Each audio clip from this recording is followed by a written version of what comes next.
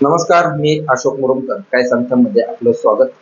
करमाळा पंचायत समितीच्या सभागृहात आज खासदार धैर्यशील मोहिते पाटील यांच्या अध्यक्षतेखाली पाणी टंचाई आढावा बैठक झाली. या बैठकीमध्ये दहेगाव उपसा सिंचन, बिटरगाव येथील सायपन, विजेचा प्रश्न आणि सीना कोळगाव धरणातील पाणी प्रश्न यासह उजनीतून सोलापूरला सोडण्यात येणारं पाणी व जलजीवन योजना अशा वेगवेगळ्या विषयांवरती चर्चा झाली. यामध्ये सर्वात महत्त्वाचा जो विषय होता तो म्हणजे उजनी जलाशयातून जे सोलापूरसाठी पाणी सोडलं जात आहे त्या प्रश्नाबाबत करमाळा कृषी उत्पन्न बाजार समितीचे माजी सभापती प्राध्यापक शिवाजी बंडगर आणि आदिनाथ सहकारी साखर कारखान्याचे महेंद्र पाटील यांनी या प्रश्नाबाबत लक्ष वेधलेलं आहे. त्यांनी या ठिकाणी सांगितलेलं आहे की सोलापूर शहरासाठी उजनीतून दुहेरी जल योजना आहे.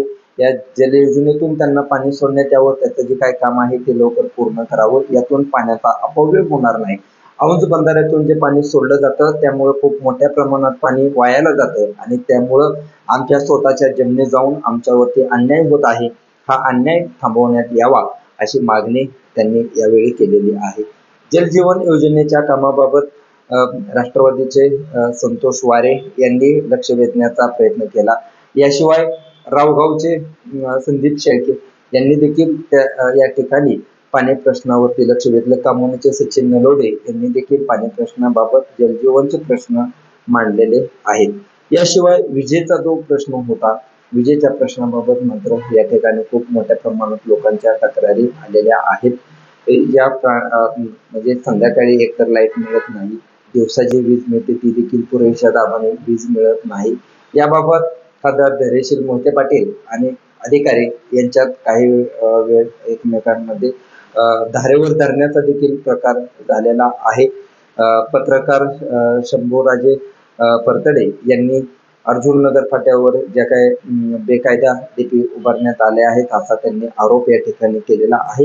एकीकडे पुरेशा दाबाने वीज मिळत नाही, मात्र दुसऱ्या ठिकाणी अशा बेकायदा ट्रान्सफॉर्मर उभा केले जात आहेत असं या ठिकाणी त्यांनी सांगितलेलं आहे.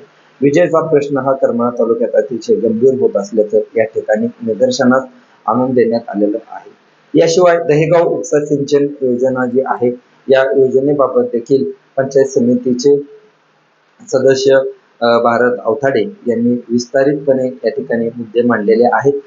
24 गावांसाठी ही योजना आहे, मात्र यातील फक्त 7च गावांना पाणी दिलं जात असल्याचं या ठिकाणी त्यांनी निदर्शनास आणून दिलेलं आहे. यावेळी जिल्हा परिषदेच्या सदस्या रश्मीदीदी बागल यांनी देखील हा प्रश्न गंभीर असून करमाळा तालुक्यातील ज्या गावांना लाभ मिळाला पाहिजे त्या गावातील सर्व शेतकऱ्यांना याचा लाभ मिळाला पाहिजे असं या ठिकाणी त्यांनी सूचित केलेलं आहे. या प्रश्नावरती उत्तर देताना अधिकाऱ्यांनी जे उत्तर दिलं ते मात्र असमाधानकारक असल्याचं या ठिकाणी निदर्शनास आणण्यात आलं. कारण जर टेल टू हेड याप्रमाणे पाणी द्या असं खासदार धैर्यशील मोहिते पाटील यांनी सांगितलं. रश्मीदीदी बागल यांनी देखील या प्रश्नात गांभीर्याने लक्ष घातलेलं आहे आणि तालुक्यातील सर्व गावांना पाणी कसं मिळेल यावरती लक्ष द्या असं या ठिकाणी त्यांनी सांगितलेलं आहे. भारत अवताडे यांनी जी काय त्यांच्याकडे गावाची नावं होती, आकडेवारी होती, हे विस्तारितपणे सांगितलं. रश्मीदीदी बागल यांनी जे अधिकारी तोंडी सांगत आहेत आणि कागदावरती आहे यामध्ये तफावत असल्याचं या ठिकाणी निदर्शनास आणून दिलेलं आहे. या प्रश्नात कोणीही हायगाय करू नये असं या ठिकाणी सांगण्यात आलेलं आहे. या प्रश्नावरती अधिकाऱ्यांना बऱ्याच वेळा धारेवर धरण्यात आलं, मात्र याचा सखोल अभ्यास करून नेमका कसा हा प्रश्न मार्गी लागेल यावरती लक्ष देण्याचं यावेळी सांगण्यात आलेलं आहे. तुम्हाला प्रॉपर सूचीमध्ये ज्या काही कामांची मागणी आहे त्या कामाची मागणी करा असं देखील यावेळी सांगण्यात आलेलं आहे. उजनी धरणाचा आपण प्रश्न पाहिलाच, दुहेरी जलवाहिनी असेल किंवा इतर प्रश्नावरती या ठिकाणी चर्चा झालेली आहे. याशिवाय सीना कोळगाव धरणातील पाण्याबाबत देखील या ठिकाणी शंभूराजे परताडे यांनी प्रश्न मांडलेला आहे. नेमकं तो देखील प्रश्न महत्वाचा असल्याचं त्यांनी सांगितलेलं आहे आणि येणाऱ्या टंचाईच्या काळात पिण्याच्या पाण्यासाठी टंचाई निर्माण होणार नाही यासाठी पिण्याच्या पाण्यासाठी आरक्षित पाणी ठेवा असं खासदार धैर्यशील मोहिते पाटील यांनी अधिकाऱ्यांना सूचना दिलेल्या आहेत. विजेच्या प्रश्नाचं गांभीर्य आपण पाहिलेलं आहे. त्याशिवाय बिटरगाव येथील सायपनचा जो प्रश्न आहे याबाबत देखील या ठिकाणी प्रश्न मांडण्यात आला. या ठिकाणी सायपनचं काम पूर्ण होऊन शेतकऱ्यांना जास्तीत जास्त पाणी कसं मिळेल यावरती लक्ष देण्यासाठी या ठिकाणी सांगण्यात आलेलं आहे. मात्र यावरती अधिकाऱ्यांनी येणाऱ्या आवर्तनात याचं टेस्टिंग केलं जाईल असं सांगितलेलं आहे.